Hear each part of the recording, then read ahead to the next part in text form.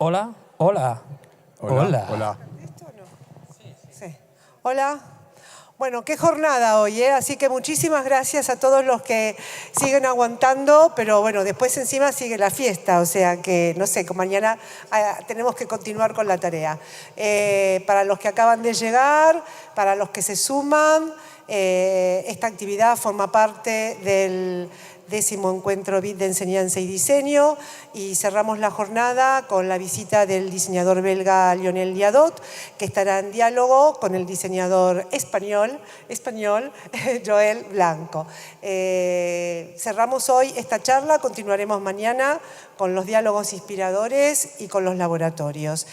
Yo a Joel lo conocemos porque es un diseñador que vive entre Galicia y Madrid, con una actitud bastante disruptiva, su mirada con respecto al diseño, y nos pareció que era el interlocutor adecuado para conversar con Lionel Jadot, que es un diseñador que, hablábamos recién, me dice, yo no tengo escuela, yo no fui a la universidad, o algo así, a ver qué nos va a contar.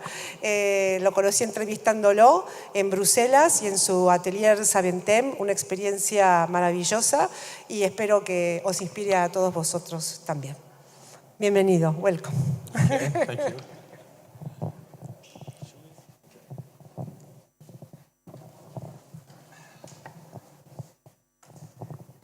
Hello everyone, my name is Joel Blanco and I am here to introduce Lionel Jadot.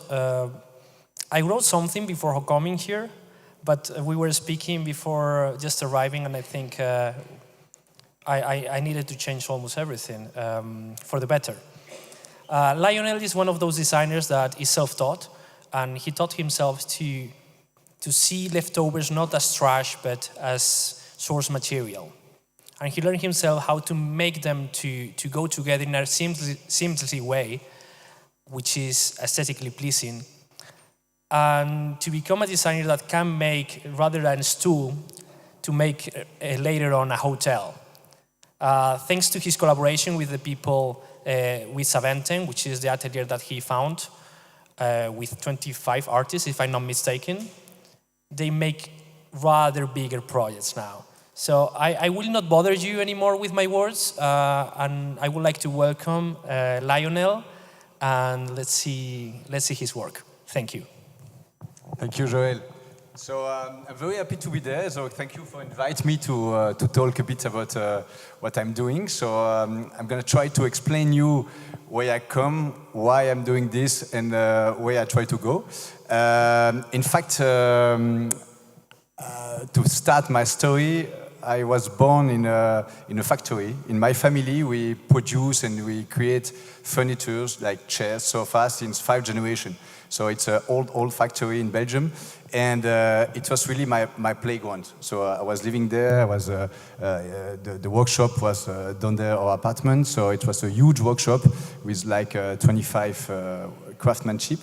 So for me, it's given me a lot in terms of knowledge, and then to learn about the material, the wood, the metal, the fabrics, and everything.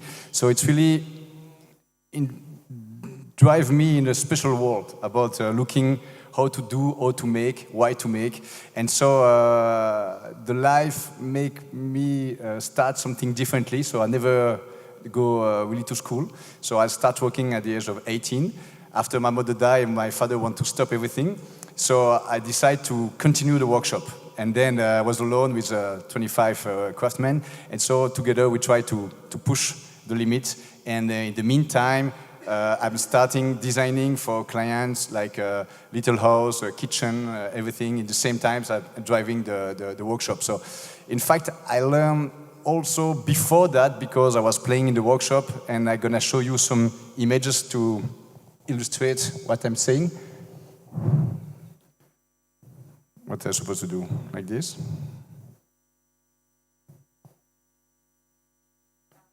No, the other way? Ah, yes, okay. So this is my name, so you know. So this is the little sketch about a little stool, because sometimes when I have an interview, I talk with people, or maybe with new clients, they ask me what I'm doing, who I am. I say, I'm just a stool maker, because it's the only thing I really learn. The rest, I just try to improvise everything. So the place I was born looked like this a little bit. This is my grandfather behind.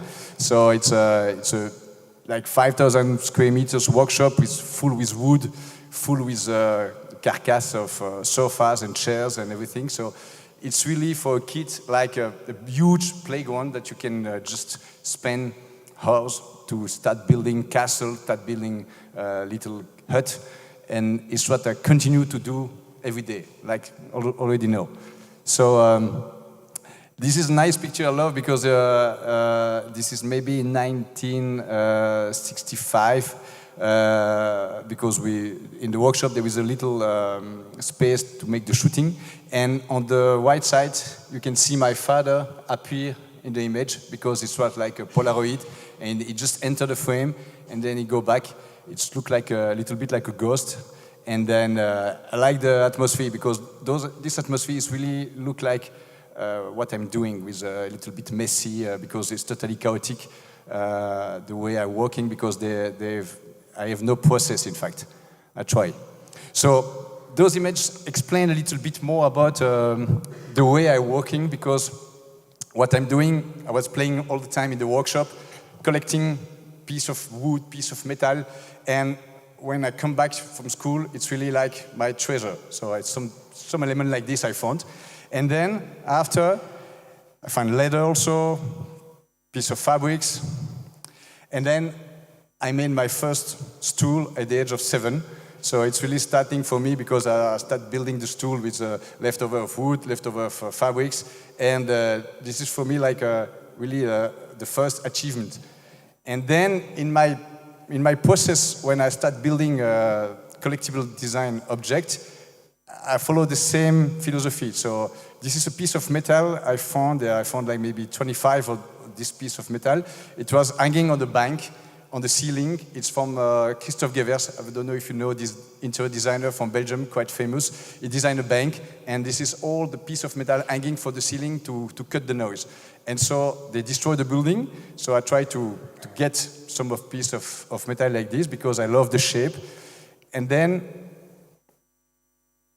yeah, I collect some piece of wood.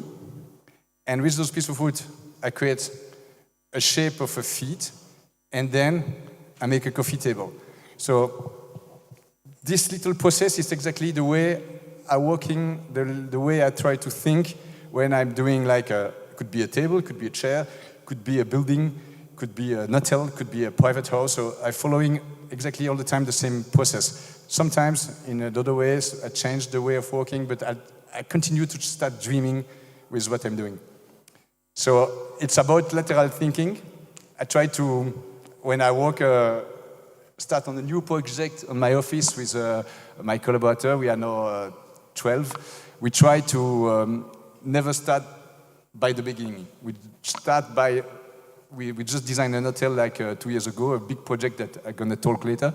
And I'm start designing the handle of the door. So it was the first thing I designed for this project. And everybody said, no, we need to do a lot of stuff first. And I like to start like this. And mixed grill is something I talk a lot when we make a presentation for the client, because I like to put everything I found on the grill and to try to cook something. So it's for that I talk a lot about mixed grill. So this is few objects that I'm doing. Is all the time limited edition object. So making with a piece of metal, piece of wax, piece of antiques sometimes, because the little bowl, it's a Japanese bowl from the 18th century. So, and I create like a series of 8 lamps with this one. This is a table. In fact, the picture is not so good, but the top of the table coming from a nightclub is brass. And it was on the wall of the nightclub, so we reuse all the brass to build table. I built 5 tables like this. This is a lamp made with all the little lamp used by musicians. So when you a musician, there is little lamp to put on the chevalet, and I changed the way to use them to build like a little sculpture and a sculpture of light. My process is more like automatic writing because I never know where I'm going. So I try to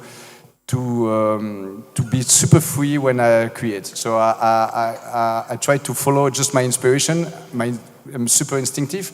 So in the office, for example, when we start designing a house or a hotel, there is no catalog. No catalog for nothing. There is no brand. We only work with other designer, creative people, artists, but there is nothing coming from a brand because I prefer to give the chance to collaborate with young creators, with artists to create a project. This is a project we designed for, it's a winery in the south of France. So I create this building like a big sculpture, in fact, and it's really like a kid making a hut, and I never changed. And so I put all the building was covered with cork, rough cork, and to support the building it's like a tree but in concrete. Yes, and believe in poetry of collision because I try to put pieces together that they're not supposed to be together. So I like to create like a shock that you can mix things that they're not supposed to be mixed. And it's really something that I love to do because it creates an accident. And of course, it's never perfect as us. And then it creates more emotion when you see it, when you touch it.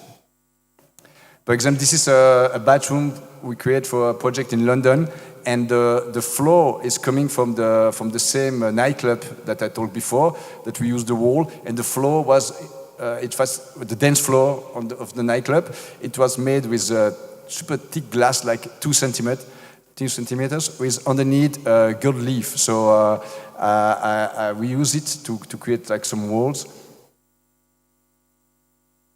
This is a hotel in Brussels, the Jam Hotel. I started with the Jam Hotel a few years ago, and I experiment a lot of stuff inside this hotel. So I create sculptures with concrete. It's a piece of motorbikes that I put together. This is a picture that you can close up about. This is a seat, quite funny also. It's made with, in fact, in Belgium, there is a wood, not a little wood, it's a big forest called Arboretum. And in this forest, there is a lot of big, very nice tree bring by the King Leopold. And there is a huge sequoia. This sequoia falling one day with a storm. And then they use the sequoia to do I don't know what.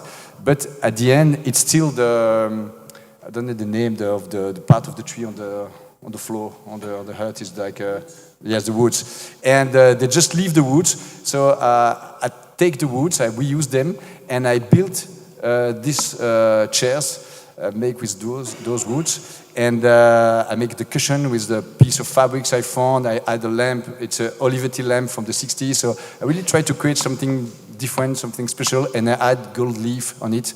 So this is a hotel, also the Jam Hotel in Brussels. Also, we create the table, the chairs, the lamp, everything. We try to invent new stuff when we create project. Always disruptive scenario that I like to cut my idea, we start with a new idea, fresh stuff that we try to be, in fact, in a brainstorm during the whole project. I never stop the brainstorm. I like with my team to be aware that we can reinvent everything in the project, even if it's not the time, even if the planning is not good for that. But I like to rethink. If there is an intuition about rethink something, let's do. This is other object I made with an old car, so it's like a meeting room.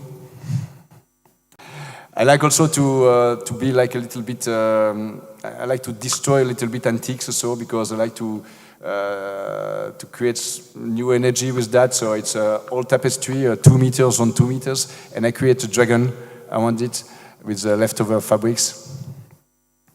This picture means that you see the little piece of wood for the doors. In fact, I reuse more than 100 cubic square meters coming from a workshop working with exotic wood. I never work with exotic wood, and this workshop for 55 years import exotic wood in Belgium. And then in this workshop, there is a huge amount of little piece of wood like this used between every slabs of wood. And then it was Iroko, teak, wonderful wood. And it was sold just for burn. And I take everything. I put 4 containers in my garden. My wife was not so happy because it take all the space. And then we reuse those little piece of wood to build doors, to build tables, furnitures, a lot of stuff. We make also facade from a building with that. So it was something that I want to save, in fact, because I think, okay, it's a pity that this kind of wood cannot just finish in the fire.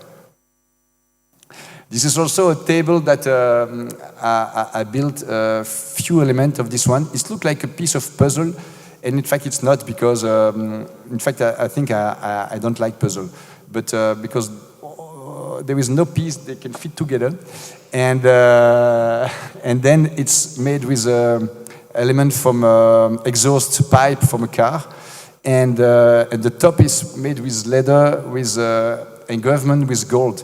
And I collaborate with a person who made that for books. And in fact, I love this person, and I bring him to try to create something different. So now we collaborate on the project, and he's super happy because it's an old person, like he has now maybe 82, and his knowledge is wonderful. But it's only work for antique shops and for museum, and it's the first time he collaborates for more contemporary creation. So it's given me a lot of energy to have meeting with him. And this is also another example of the disruptive scenario, because now you see all the straps are coming from a factory making straps to hanging big weight with a crane. And in fact, at one moment, there is an obsolescence with this product, because if they have maybe more than 10 years, even they never use, you cannot use them, because it's too late, because it's built with a lot of security process, and so at the end they throw everything away. So and I collaborated with this company to reuse all those straps to create this crazy transat with leftover of stone that I cut, and it's funny because all the weight that could be, in fact, inside those straps, it's huge, because the orange one could drag maybe 5 tons, the blue one is 4 tons, and so and so. So it's super resistant.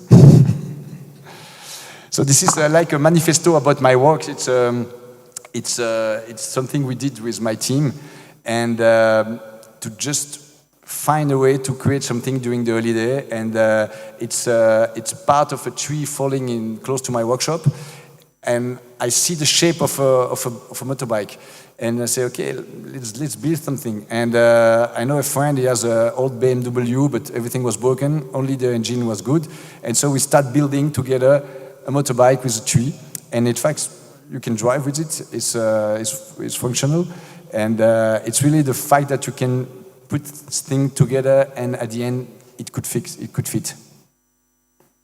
The same with this sofa. It's also really a disruptive scenario, automatic writing, because when I start this one, I exhibit in Milan 2 years ago. I start during the night with just one piece of a pipe, and I say, maybe I can do like a shape of an arm, and then I start building everything. So really, like I never make a sketch about this kind of creation. Same for this one. I mix a piece of plexiglass. The little chandelier is a very famous designer from Sweden also, and I just cut them, weld them together to make the feet, because it was not the good size.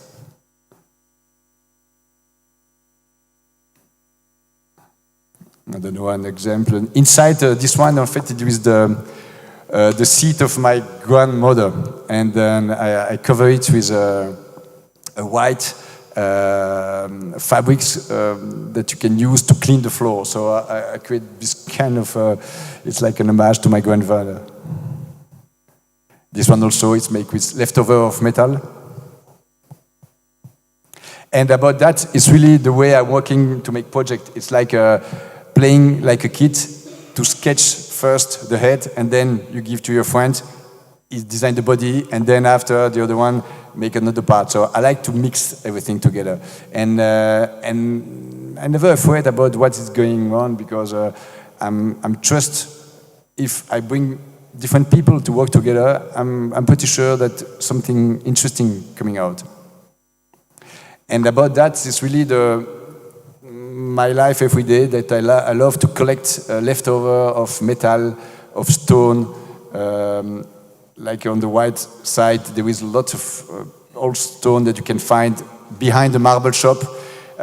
Behind every workshop, in fact, there is something interesting. So I stop, I call the person, I try to see if there is something interesting to use. And for example, we just finished an hotel in Lisbon, and we use like tons of marble like this to make all the floor.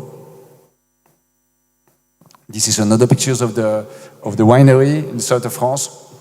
I try to make sculptures of it all the time, because even when I design building, I like when it's looking like not a building, in fact.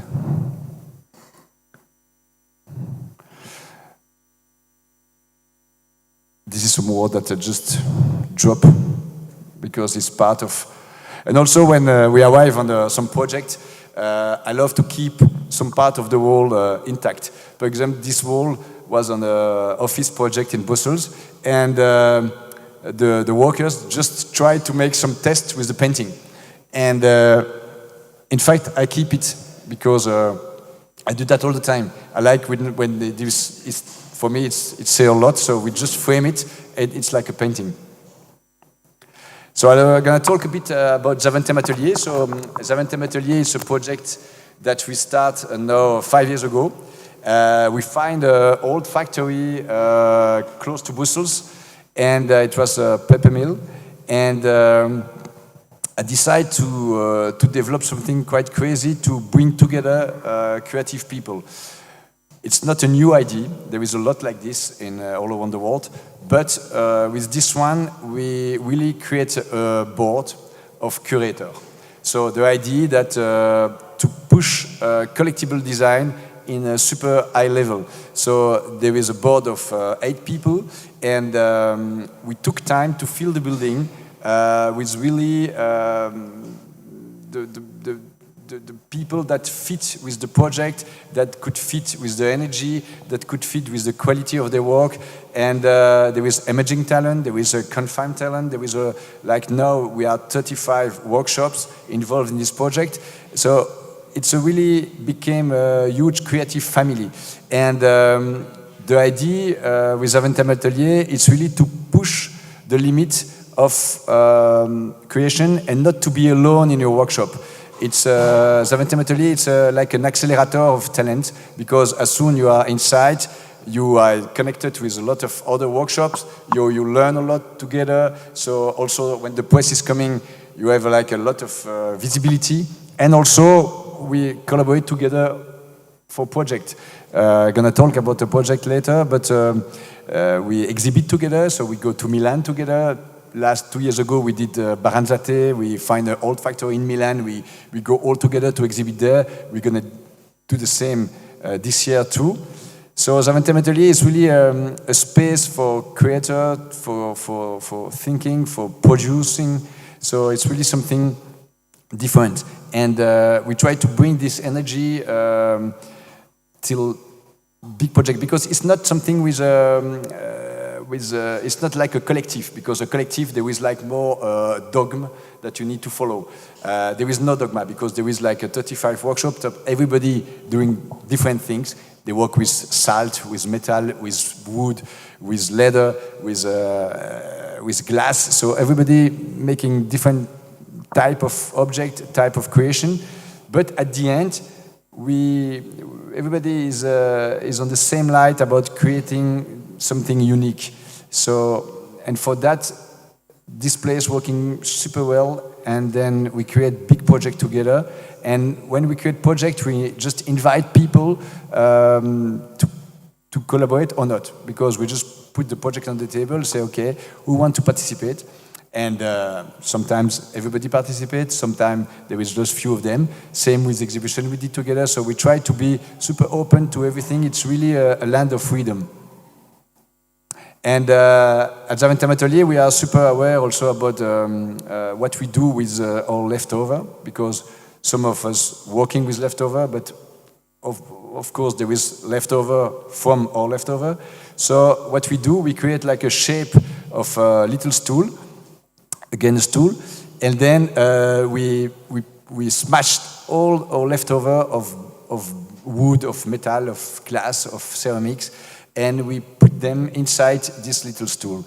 And it's really like the signature of Zaventem Atelier is called the blend stool. And so there is a white one, there is a black one, and this year there's going to be a green one. So we try to continue this process, and we produce every month like maybe 5, 10 blend stool. And when people visit us, they can have it, they can buy it, because we just sold it for the cost it represents to produce the stool. So this is the idea, to have like it's a kind of a business card, in fact. So everybody is inside this little stool. And never stop reused. This is my way of working, of course. This is some project that we did. This is a big food market in Brussels. A co-working space in Brussels too. We use the leftover of the cork that I use in the winery. This is a little bar that we did in Brussels, a Japanese bar. In fact, you can. I was back from Japan, and then my client of the Jam Hotel asked me to do something in the basement. I said, okay, let's do a bath, a space to can have a bath, and you can have some drink inside your bath. So and so we create this place called Atsokan, only made with leftover food. And so you can have a bath, and you can have a drink, you can have some food, you can be alone, or you took the curtain, you can be 2, 3, 4, 5, 10 people. So it's super funny. Co-living, it's a project I started now 7 years ago with 3 friends. So it's also the fact to try to do something different with co-housing, with reuse everything we can find inside the project. So, for example, in these pictures, we find old walls that we want to keep a little bit as displays. We find sometimes some piece of wardrobe doors that we use to make the cabinet. So it's really about we use everything to build something differently. And then I'm going to talk about 2 last projects that we just finished. One is the Jam Hotel. It's in Lisbon. And this project is it's mixed everything I like. I mean, it's mixing reuse of material and also mixing tenant. Because now it's a little bit the new way that we try to collaborate. For this project, we find like maybe 12 designers around the project to collaborate with us in the creation of the Jam Hotel.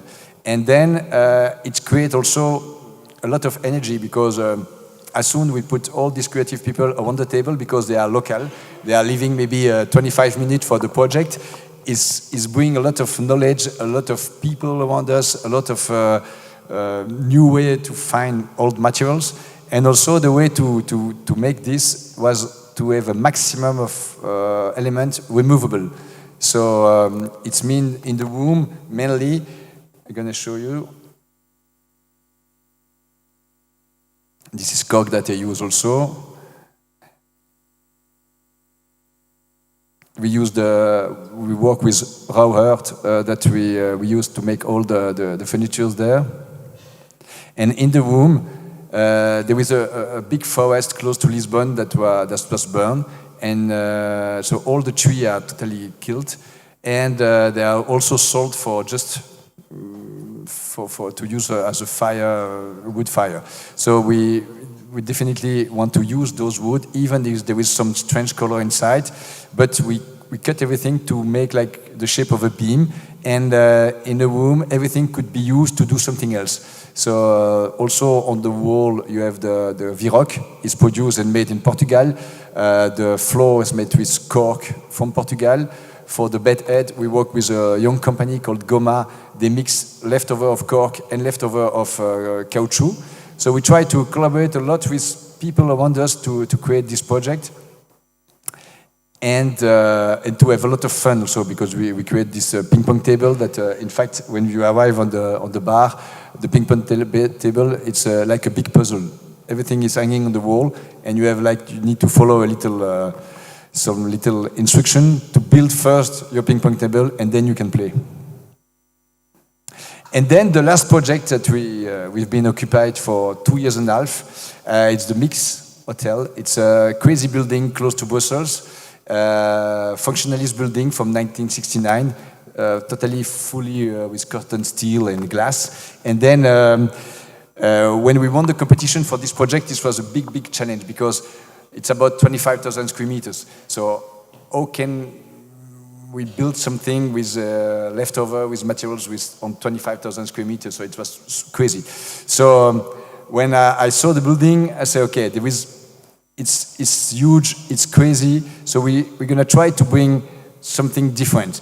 And so this building became the flagship for all the Belgian designers.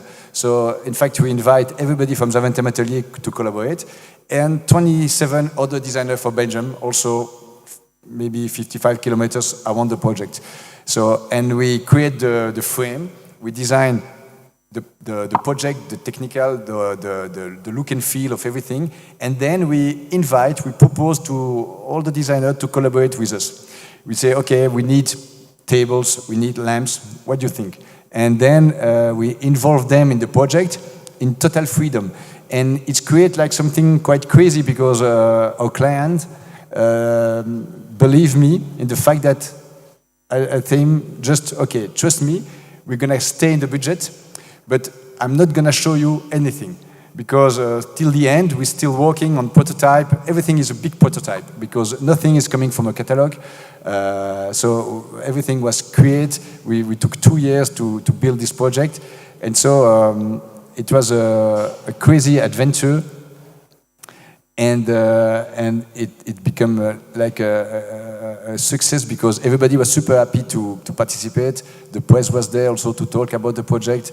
And there is a huge energy making everything. For example, this is maybe the only thing that I work with leftover because I invite 3 ladies from a young company called Papier Boulette, and they work with papier mâché. And we create the shape that you can see on the beam, and behind this shape, there is in fact meeting rooms. And I asked her to create like a bas-relief on this.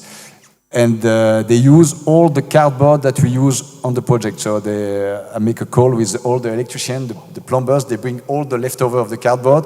There is a huge pile, and during 4 weeks they build this. So and everything is the same story, but I can talk a lot about everything. So there is too much to say on this project. So, but it was a crazy adventure because every single thing you can see, it's a little inside project all the time. So, and also we try to celebrate the building. It's a functionalist, brutalist building, so we try to create big sculpture inside. For example, there is the marble existing, the concrete was existing, but the space behind with the tile is in fact the kitchen. And I tried to build it like a big sculpture inside the bâtiment.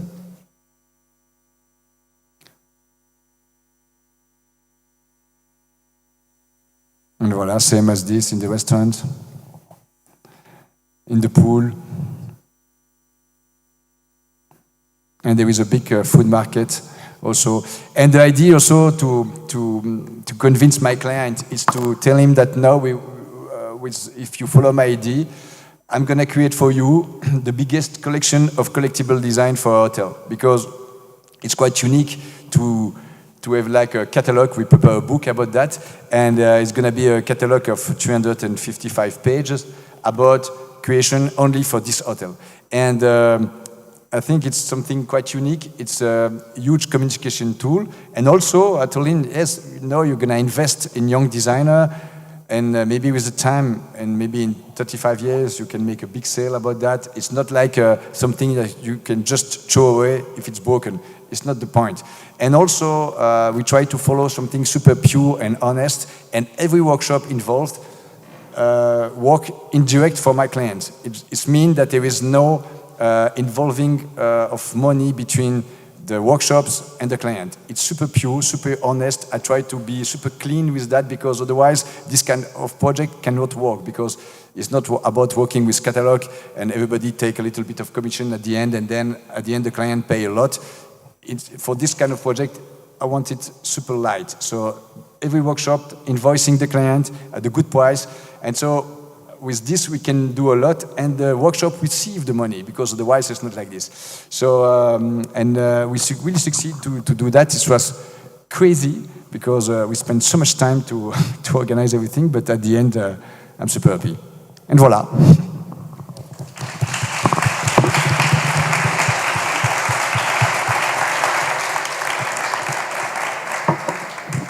I told too much, huh? No, it was perfect. No, thank you, Lionel. That was an amazing presentation and really generous in your process. There is something of your work I would like to have seen as a student many years ago, because you definitely don't have an orthodox way to design. No, in your case, design becomes more of a gesture, because normally what you are taught in the school is to start from the sketch, to make mood boards and things we talked before coming here, that you don't do anything of that, no? And I think there is something precious to say about it, because here in this contest we are surrounded by teachers of design, probably. Most of these people is related to education. And I think there is something important to be mentioned of your work, which is what would you miss if you were to make a planning and a sketch of your work, because I think it couldn't happen in the way it is, right? So my question is, how would you feel if you were to make sketches of your projects before making them? Yeah, because you know my way of working, so I'm starting sketching all the time because when I'm starting working in the workshop, also before I was sketching. But at the end, I think I'm good to convince people to believe in the dream I have in my head. And it's going even more because now we're working a lot with 3D rendering and perspective and everything. But at the office, I try to learn to my team to not use too much 3D because otherwise it kills a little bit the poetry of. I prefer to talk about a project with some sketches to explain to the client what's going on, to show him some pictures that inspire me. It could be a piece of art, it could be a lot. I try to tell him a story. I love to talk about storytelling. I like to talk about scenario when I explain a project to a client. I tell him a little fantasy, a little count. So, and then at the end, of course, we show some real plan. But first, I try to convince him to bring him in the land. And yes, for that, I don't know if I go to school before or what's going on, because my life is like this now. But but I think also when I have young people coming to my workshop, so I try to bring them in another way of working. So and it's more something more free. So and we don't care about the fact that now when you make a project you need to start with this, and then to make the presentation. Sometimes when I make a presentation with a client, last time we just bring them to an exhibition first, and then my client was, "Where's the presentation?" "Yes, wait. First we see the exhibition, and then you're gonna understand, and we're gonna have a drink, and then we make the thing in the other way." So, and also we love to bring. I love to bring that also, to bring more humor. To be relaxed, because we're not gonna save people. We're just there to invent something for a client, to make a restaurant, a project. So we're just supposed to have fun and to be aware about the poetry. So it's just simple. So this also makes you to have a more close relationship, perhaps, with the clients even, because you have to, in a way, you have to convince them. It's they trust in you to do what they want, but they don't really know what it's going to look like. So that takes an extra step of building upon this idea of they participating on the process as well. No, that, like you said, I bring them to an exhibition and I make them to believe in the dream. So I think that's quite interesting. What I also find really interesting from your practice is also your philosophy of also decentralizing so many decisions. No, when you bring to the team also other creators, no, like the people from. I'm going to mistake the name again, so I'm not going to say it, from the atelier, but also the people from the locality. No, you mentioned something about when you also work with your team, but with people that is local to the place you are working at. How does it work for you? How do you find these people when you start a project somewhere else? I think as a creative, we're supposed to be aware about what's happened, and so yes, I try to go a lot to the exhibition of some schools, art school, and also I love to push the door of workshops. In fact, just to see. And now with Instagram, it's super easy to be in contact with a lot of creative people. So it's happened to me like every day. I receive messages, I send messages to persons, so I try to be in contact with them, and we try to collaborate. And last time, a nice story about that is for the Mix Hotel. There is a super young guy coming to the workshop, and with a box, and then it was like 23. And he was super nervous, and say, okay, I want to talk to Lionel Jadot, and say, yeah, it's me. And because the place in Zaventem is quite big, and I was just in the Grand Hall, in the middle of the Grand Hall, working on, I don't know why. And so he arrived, I was just on the floor burning a piece of wood, and say, it's me. Yes, okay, I want to show you something. I said, yes, okay, show me. So he opened the box, and inside the box there is a super nice table in aluminium, made with rivet. And he explained me all his story. In fact, his father is working for the, how you say that, a carrosserie body shop for cars.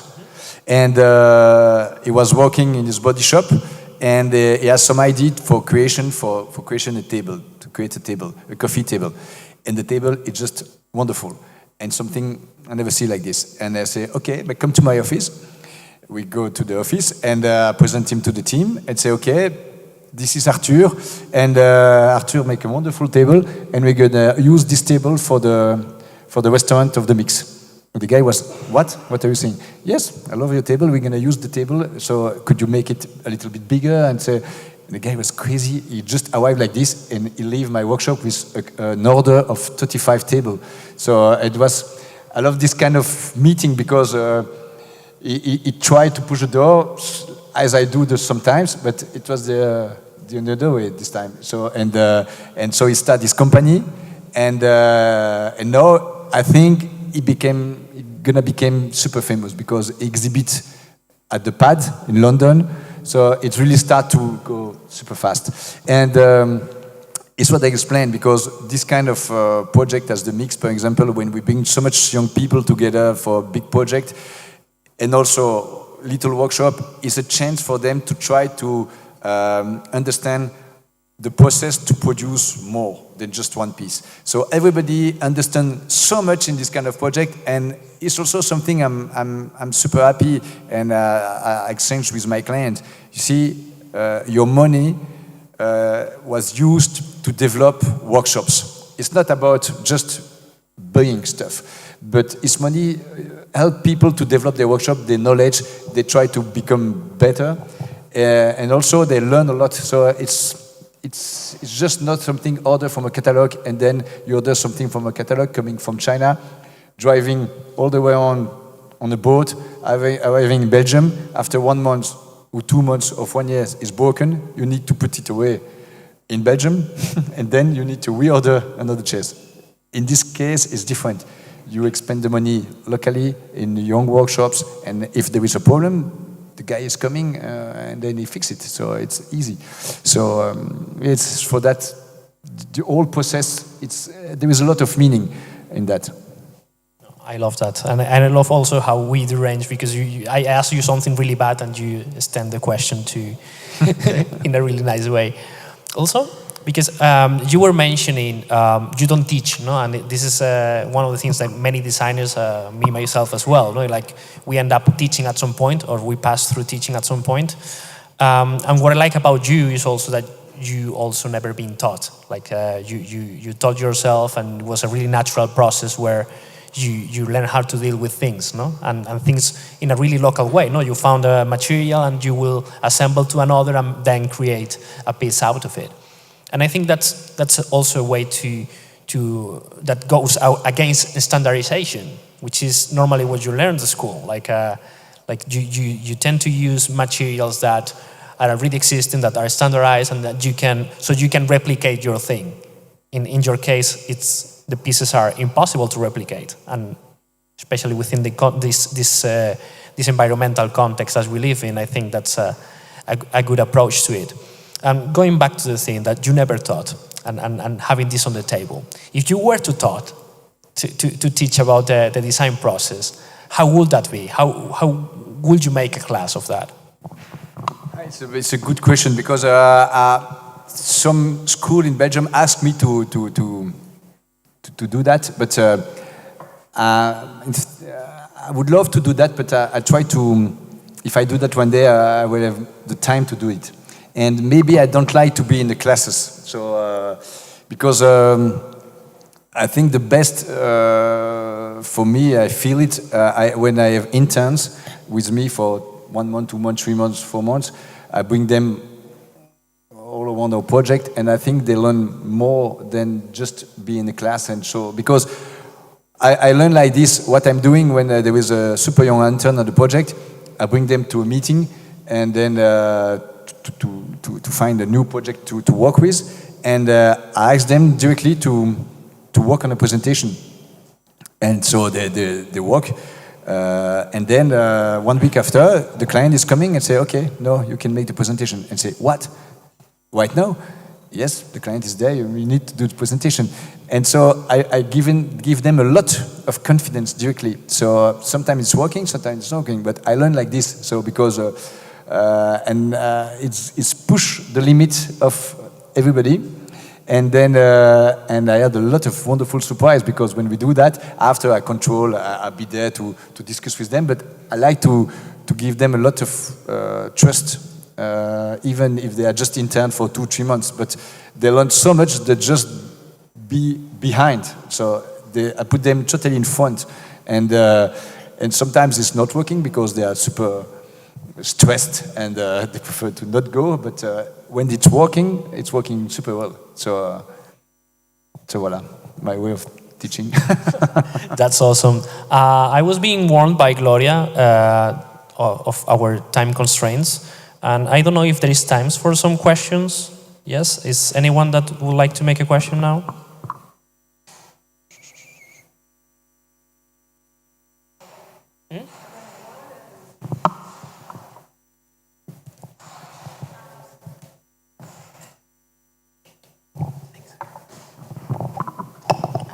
Hi, sorry for my English, but I have a question.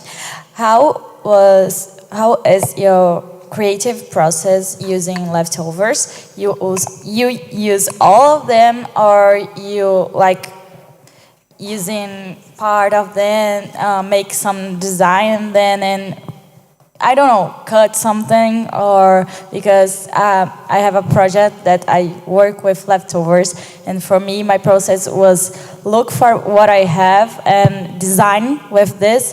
So I would like to know how it is for you. Okay, but depends in fact. For example, I'm working on a series of chairs and table made with leftover of macadam. It's macadam that I found on the street when they dismantle the street, and we use the macadam when it's broken, and I built chairs and table.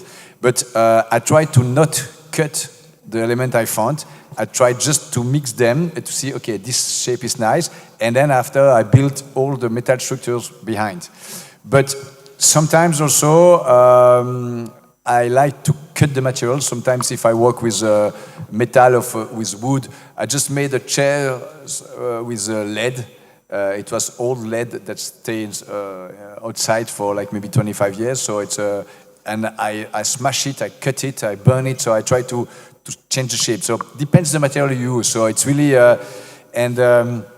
it depends also the project. So sometimes I like to just work like a collagist to put things together, and then sometimes I like to work like to have the elements involved together. So if they can maybe to give the idea that maybe they grow together. So they're just mixed together. So it's really something that I never know because my work in collectible design is more like sculptures, and sometimes it's super precise, super clean, and but at one moment I find it too clean, so I destroy a bit. So like this, and sometimes it's super easy and super rough, and I like to leave it like this. So I never know. In fact, it's really instinctive. That's okay. Thank you. You're welcome. So we need to wrap up, but before wrapping up, I would like to thank Wallonie Bruxelles Design and Mode for the presence of Lionel. I would like to thank Lionel for being here and the DIMAT to making this also possible. Thank you so much. Thank you. Thank you.